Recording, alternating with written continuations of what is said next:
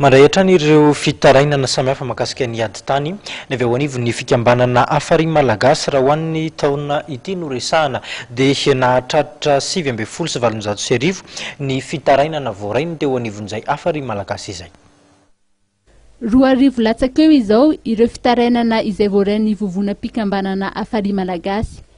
Anisan'ireo izay nisidra olana mikasika ny fananantany izay Andriamatora Rafalimanana Nestor izay nitondra ny fitarainana teny anivon'ny foben'ny Afariana Malagasy teny amin'ny 17 hektara omaly. Atoavako dia momba ny ady-tany.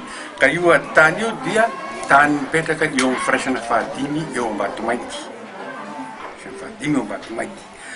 Ka pour des raisons sentimentales satria lovanay izy io dia nalain'olona tamin'ny tsirariny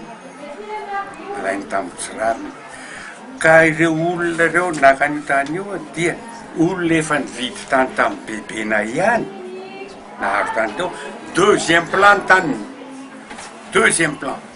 ka nividiny tany izy anana ny taratasy mazava zay tsy doifinay dia mbola nahazo izy ny servitude de passage pour entretien des lignes électriques. Io de lalana migotana be na camion remorque izy ampidinina ao dia tafiditra amin'izao fotoana izao. Dia ny taninay angalany dia toerana hafa tsy miara-tsy eo akaikiny misy azy mihitsy fa mifanalavitra nefa dia lazainy fa mbola hoe azy. Ny filohan'ny Afariana Malagasy dia mangataka mba hisiany voamera manokana anadiady ireo sampandraram-panjakana mikasika ny fananantany.